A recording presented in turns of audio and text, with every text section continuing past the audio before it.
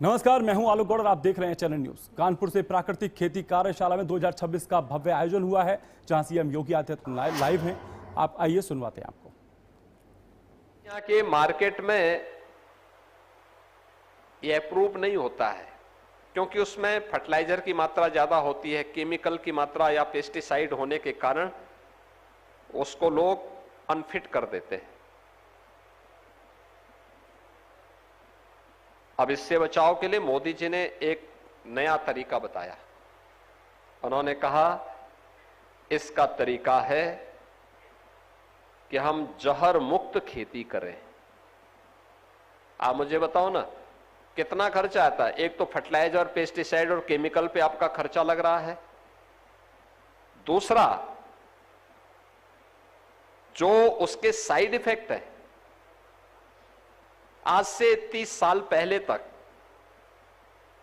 Kidney खराब होने के मामले नहीं आते थे। आप देख लीजिए, कोई भी आप मालूम कर लीजिए, किडनी खराब नहीं होती थी, व्यक्ति मस्त रहता था, हैंडपंप का पानी पीता था, तालाब का पानी पी लेता था, मेहनत करता था, कोई समस्या नहीं थी। आज आप देखिए, हर मोहल्ले में 2-3 आपको किडनी के पेशेंट मिलेंगे। किसी की किडनी खराब है, किसी की डायलिसिस हो रही है, किसी की किडनी ट्रांसप्लांट करने के लिए आ रहा है, लीवर सिरोसिस के मामले सामने आ रहे हैं, ब्लड प्रेशर के मामले सामने आ रहे हैं, ब्लड शुगर के मामले तेजी के साथ आगे बढ़े हैं। ये सब बीमारी कहां? उस बेचारी की थोड़े गलती है, उसके खान पान में सब चीजें शामिल कर दी गई हैं जो उसके साथ बीमारी भी लेकर के आ रही है। यही पेस्टिसाइड का साइड इफेक्ट कहां है? किडनी फेल्योर के रूप में। हम उस बीमार बेचारे को कोसते हैं कि पता नहीं इसने क्या क्या। गलती उसकी नहीं है, गलती उस सिस्टम की है जो जहर खिला रहा है अन्न के नाम पर। अन्न के नाम पर जहर, इतना केमिकल, इतना फर्टिलाइजर, इतना पेस्टिसाइड डाला जाता है और खाद्यान्न कम, जहर ज्यादा हो जा रहा है। और इसी से बचाव के लिए मोदी जी ने कहा कि भाई देखो,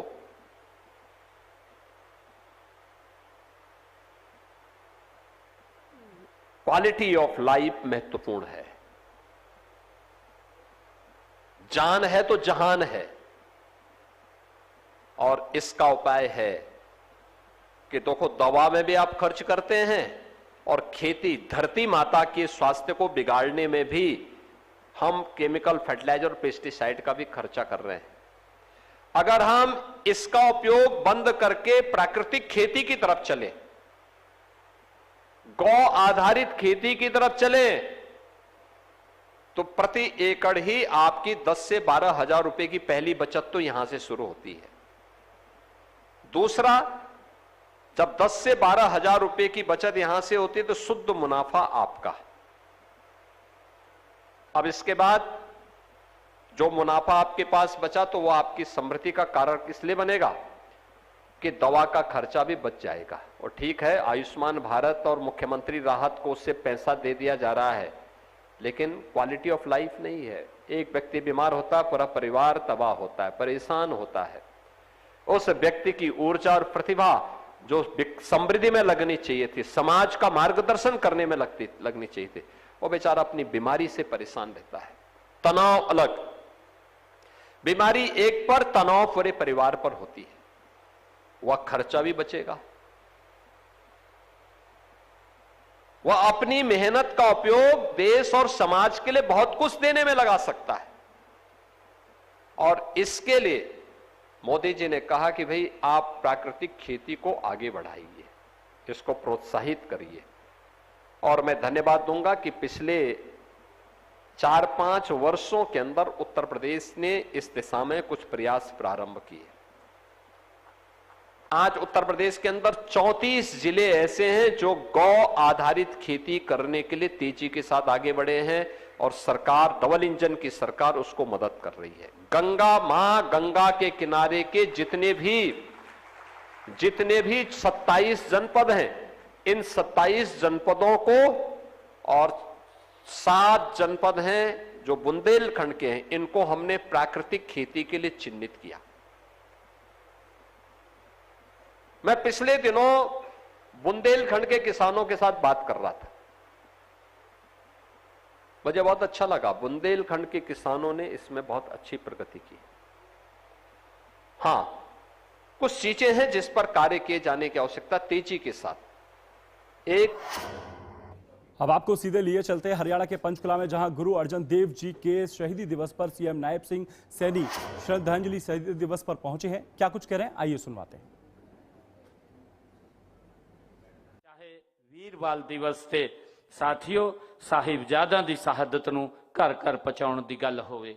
ਪਿਆਰੀ ਸਾਧ ਸੰਗਤ ਜੀਓ, ਚਾਹੇ ਕਰਤਾਰਪੁਰ ਸਾਹਿਬ ਕੋਰੀਡੋਰ ਦਾ ਨਿਰਮਾਣ ਦੀ ਗੱਲ ਹੋਵੇ ਤਾਂ ਦਸਕਾਂ ਪੁਰਾਣੀ ਮੰਗ ਨੂੰ ਪੂਰੀ ਕਰਨ ਹੋਏ, ਸਾਰੇ ਪ੍ਰਯਾਸ ਇਸ ਗੱਲ ਦੇ ਪ੍ਰਤੀਕ ਨੇ ਪਿਆਰੀ ਸਾਧ ਸੰਗਤ ਜੀਓ ਕਿ ਆਪਣੇ ਗੁਰੂਆਂ ਦਾ ਰਿਣ ਕਦੇ ਨਹੀਂ ਭੁਲਾ ਸਕਦੇ ਹਾਂ ਅਸੀਂ। ਪਿਆਰੀ ਸਾਧ ਸੰਗਤ ਜੀਓ, ਪਹਿਲੇ ਪਾਤਸ਼ਾਹ ਸ੍ਰੀ ਗੁਰੂ ਨਾਨਕ ਦੇਵ ਜੀ ਤੋਂ ਲੈ ਕੇ 10वें पातशाह श्री गुरु गोबिंद सिंह जी तक सारे गुरुआं ने सम्मानता, सेवा, करुणा ते भाईचारे अते समाजिक न्याय का संदेश सानू दिता है। उन्होंने दियां सिੱਖੀਆਂ ਨੂੰ अज जन जन तक पहुँचाने वास्ते असी उन्हां दे दिखाए रास्ते नू आगे बढ़ाउण दा काम कर रहे हैं। प्यारी साध संगत जीओ, अज असी सब जानते हाँ कि उन्होंने असी प्रकाश पर्व ते राज पद्धर ते मनाउंदे हाँ। अभी नवंबर दे विच साडी सरकार ने असी गुरु तेग बहादुर जी का 350वां शहीदी समागम पूरे राज विच बड़े पद्धर ते मनाउण दा काम कीता है। 25 नवंबर नूं ही कुरुक्षेत्र दे विच आयोजित समागम के दौरान देश के यशस्वी प्रधानमंत्री आदरणीय नरेंद्र मोदी जी ने आकर के उत्थे पहुंच करके गुरु साहिब नू नमन कीता सी और उस मौके ते सिख गुरुआं दा इतिहास स्कूलों विच पढ़ाउण दी मैंने घोषणा भी उत्थे कीती सी। प्यारी साध संगत जीओ, मेरे लिए बड़े फकर दी गल है, हुण असी हरियाणा विच 8वीं क्लास ते इतिहास पाठ्यक्रम विच सिख गुरुआं दा इतिहास शामिल कर दिता है। साथियों, मेरे लिए बड़े फकर की गल है कि अज साडे स्कूली बच्चे सिख गुरुआं दे नाल बाबा बंदा सिंह जी बहादुर दे त्याग, बलिदान अते आदर्शां दे बारे भी पढ़न का उन्होंने मौका मिलेगा, उन्होंने इतिहास नू जानन दा नजदीक ते मौका मिलेगा। प्यारी साध संगत जीओ, असी पिछले दिनों ही गुरु दे उन्हां आदर्शां ते उन्हां ते आगे चलते हुए असी साडी सरकार ने श्री हजूर साहिब नंदेड़ की यात्रा वास्ते पहली विशेष रेलगाड़ी 5 मई नूं कुरुक्षेत्र ते अते दूसरी रेलगाड़ी 15 मई नूं सिरसा से रवाना की है। प्यारी साध संगत जीओ, असी सारे जानते हाँ कि 84 दे दंगिया दे विच जिन्हां ने अपने परिवार दे व्यक्ति नूं खोया सी, उन्हां दे परिवार नूं एक व्यक्ति नूं सरकारी नौकरी देने का मैंने विधान सभा दे विच ऐलान किया सी। और मेरे लिए ये बड़ी क्योंकि जिस दिन वीरवाल दिवस के दिन इसी थां ते अब अमित शाह जी इत्थे आए सी, उन्होंने अपने हथों उन चलिए खबरों में आगे बढ़ते हैं, बात करते हैं ग्रेटर नोएडा की। तो ग्रेटर नोएडा के हीड़ा की आवासीय भूखंड योजना आरपीएस 10 का ड्रॉ आज से शुरू होगा। India expo centre and mart greater Noida में लॉटरी के माध्यम से भूखंडों का आवंटन किया जाएगा। योजना के तहत पत्र आवेदकों के बीच पारदर्शी तरीके से प्लॉट आवंटित किए जाएंगे। वहीं ड्रॉ प्रक्रिया की तैयारियां पूरी हो चुकी हैं। आपको बता दें, बड़ी संख्या में आवेदकों की नजर परिणामों पर है। यमुना प्राधिकरण की इस योजना को लेकर आवेदकों में खासा उत्साह देखने को मिल रहा है।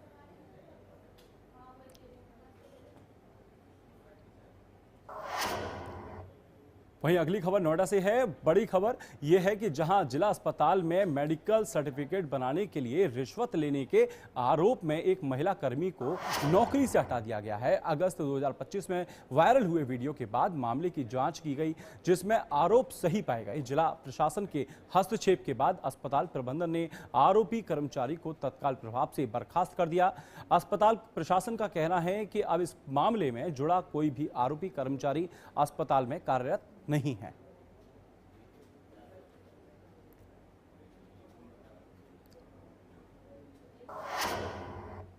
वहीं जेवर से एक राहत भरी खबर सामने आई है, जहां जेवर पुलिस की तत्परता और सतर्कता एक बड़े परिवार की बड़ी चिंता को महज 40 मिनट में खत्म कर दिया है। वहीं दरअसल अलीगढ़ के टप्पल निवासी एक परिवार की 4 वर्षीय बच्ची अपनी मौसी के घर जेवर आई हुई थी। इसी दौरान बच्ची अनजाने में घर से बाहर निकल गई और बच्ची लापता हो गई। बच्ची के अचानक गायब होने से परिजनों में हड़कंप मच गया। घटना की सूचना मिलते ही जेवर पुलिस तुरंत सक्रिय हुई और बच्ची की तलाश शुरू हो गई। बता दें, पुलिस टीम ने आसपास के क्षेत्रों में खोजबीन की और लगातार प्रयास करते हुए महज 40 मिनट के भीतर बच्ची को सकुशल बरामद कर लिया। इसके बाद बच्ची को सुरक्षित उसके परिजनों को सौंप दिया गया है।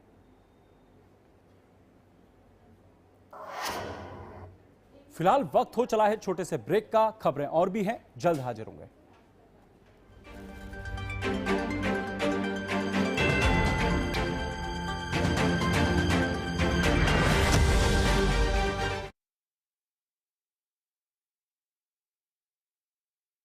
आइसक्रीम खाओगी? जंगल में आइसक्रीम मिलती है। समर कूल रेफ्रिजरेटर, आप अपनी ड्यूटी निभाओ, ये अपनी ड्यूटी निभाएगा। समर कूल, लाइफ बनाए वंडरफुल। गोल्डी छोले मसाले, जहाँ जाए रिश्ते बनाए। गोल्डी लाए हैं फ्रेश लॉक टेक्नोलॉजी, जो रखे मसालों को हर समय फ्रेश। फर्श की टाइल्स को चेंज करो, बड़ी स्लिपरी हैं। थर्मोकूल वॉशिंग मशीन। थर्मोकूल, इंडिया का नया अंदाज। केंद्र में आदरणीय प्रधानमंत्री नरेंद्र मोदी जी के नेतृत्व में बेमिसाल 12 वर्ष और दिल्ली में मुख्यमंत्री रेखा गुप्ता जी का अटूट सेवा संकल्प, दोनों के साझे प्रयासों से दिल्ली की स्वास्थ्य सेवाओं में आ चुका है एक ऐतिहासिक बदलाव। दिल्ली में पूरी तरह लागू हो चुकी है आयुष्मान भारत प्रधानमंत्री जन आरोग्य योजना। अब पात्र परिवारों को मिल रहा है हर वर्ष 10 लाख रुपए तक का मुफ्त और कैशलेस इलाज। 5 लाख रुपए का स्वास्थ्य कवर केंद्र सरकार की ओर से और 5 लाख रुपए का अतिरिक्त टॉपअप दिल्ली सरकार की ओर से। यही नहीं, 70 वर्ष या उससे अधिक आयु के वरिष्ठ नागरिकों को भी आयुष्मान वय वंदन योजना का लाभ मिल रहा है, जिससे उन्हें भी 10 लाख रुपए तक की स्वास्थ्य सुरक्षा प्राप्त हो रही है। दिल्ली के सैकड़ों सरकारी और निजी अस्पतालों में अब इलाज हो रहा है आसान, कैशलेस और सुलभ। प्रधानमंत्री नरेंद्र मोदी जी के विजन और मुख्यमंत्री रेखा गुप्ता जी के समर्पण से और अधिक स्वस्थ बन रही है हमारी दिल्ली। स्वस्थ दिल्ली, सशक्त दिल्ली।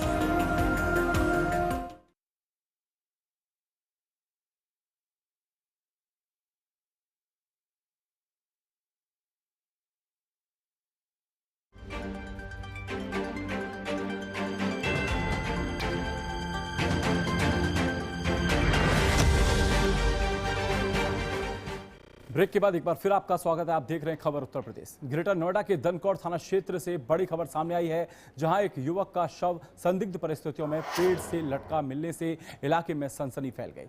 घटना के बाद एक वीडियो भी सामने आया है। ये वीडियो में युवक ने भावुक बातें करते हुए कहा कि मेरा अब इस दुनिया में कोई नहीं है। घटना की जानकारी मिलते ही आसपास के लोगों की भीड़ मौके पर जमा हो गई और पुलिस को सूचना दी गई। सूचना मिलने के बाद धनकौर थाना पुलिस मौके पर पहुंची और पूरे मामले की जांच शुरू कर दी। आपको बता दें, पुलिस ने सबको कब्जे में लेकर पोस्टमार्टम के लिए भेज दिया है। घटना के बाद परिवार और परिजनों में शोक का माहौल है।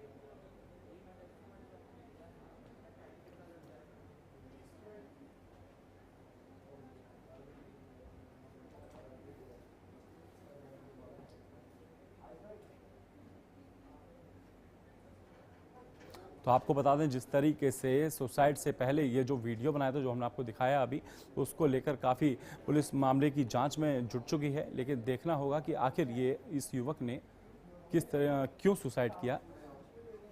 पेट से आखिर युवक का जो शव लटका मिला है, जिससे इलाके में सनसनी फैल गई। आपको बता दें, सुसाइड से पहले इस युवक ने अपना एक वीडियो भी सोशल मीडिया पर जारी किया था।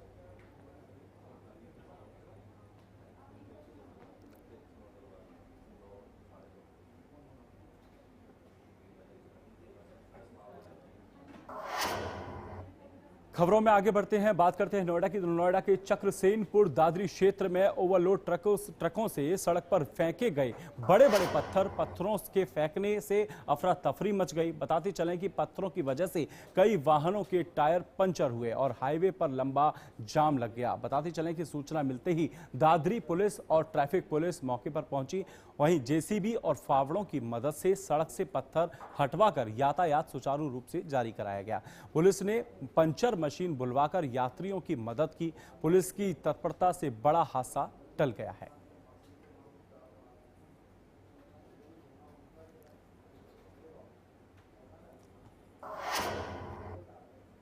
कन्नौज में आयोजित क्राइम मीटिंग के दौरान पुलिस अधीक्षक ने थानेदारों पर सख्ती दिखाते हुए लंबित विवेचनाओं को लेकर नाराजगी जताई है। बैठक में एएसपी ने स्पष्ट निर्देश दिए हैं कि सभी लंबित मामलों को जल्द से जल्द निस्तारण किया जाए और वांछित अपराधियों की शीघ्र ही गिरफ्तारी सुनिश्चित की जाए। वहीं एसपी ने कानून व्यवस्था को मजबूत बनाए रखने के लिए रोजाना फोर्स के साथ नियमित गश्त करने के भी निर्देश दिए हैं। उन्होंने कहा है कि किसी भी स्तर पर लापरवाही बर्दाश्त नहीं की जाएगी और लंबित विवेचनाओं में ढिलाई बरतने वालों पर कार्रवाई तय है। बैठक में आगामी त्योहारों मुहर्रम को लेकर भी विशेष सतर्कता बरतने और ड्यूटी को पूरी जिम्मेदारी के साथ निभाने के निर्देश भी दिए हैं।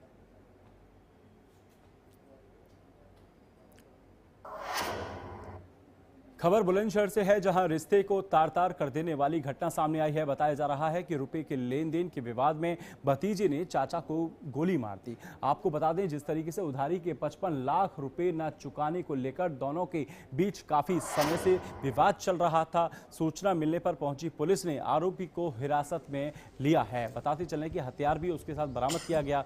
वहीं शव पोस्टमार्टम को भेज कार्रवाई में पुलिस जुट चुकी है। बताते चलें कि कोतवाली खुर्जा नगर क्षेत्र के गांव क्वार्सी का ये पूरा मामला है।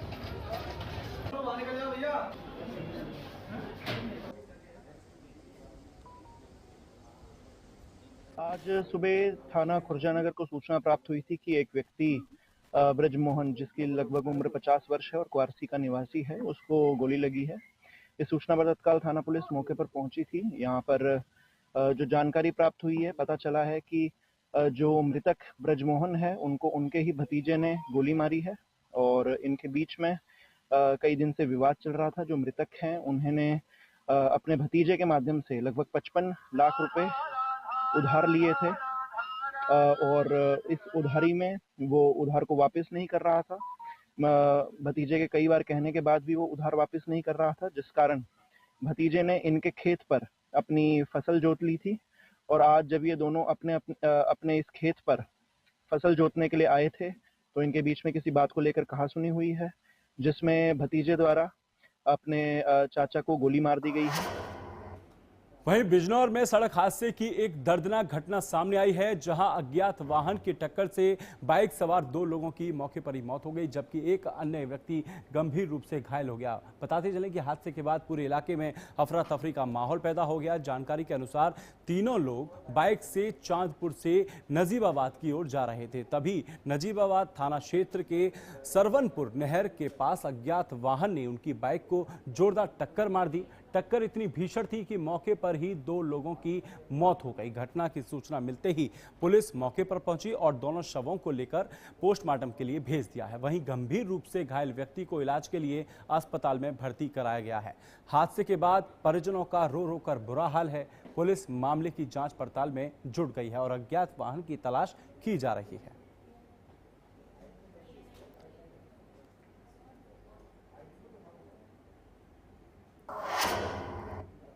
बदायूं मथुरा हाईवे पर हुए दर्दनाक सड़क हादसे ने पूरे जिले को झकझोर कर रख दिया है। उड़ानी क्षेत्र के कचला के पास ई रिक्शा और ट्रैक्टर की आमने सामने की टक्कर में 6 महिलाओं की मौत हो गई, जबकि 3 अन्य लोग गंभीर रूप से घायल हो गए। सभी लोग एक पारिवारिक कार्यक्रम में शामिल होने जा रहे थे। हादसे के बाद प्रशासन में हड़कंप मच गया और डीएम व एसएसपी ने मौके पर पहुंचकर हालात का जायजा लिया। वहीं बदायूं के सपा सांसद आदित्य यादव ने सोशल मीडिया प्लेटफॉर्म एक्स पर पोस्ट कर मृतकों के परिजनों के प्रति गहरी शोक संवेदना व्यक्त की है।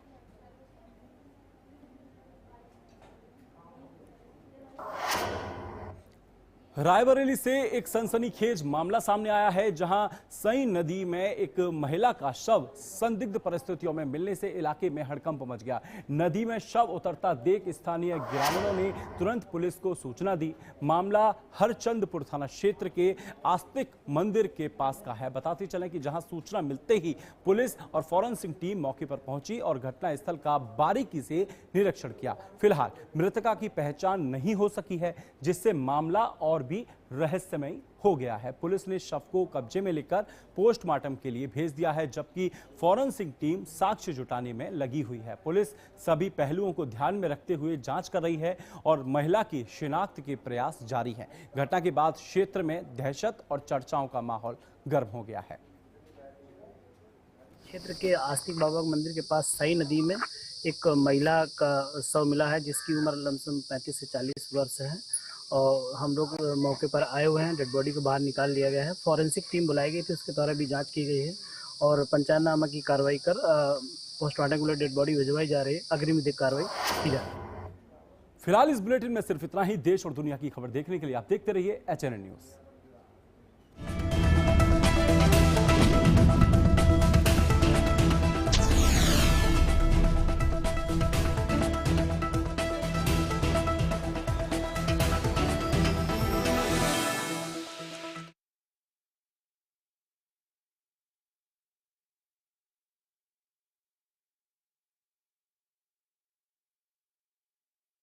आइसक्रीम खाओगी? जंगल में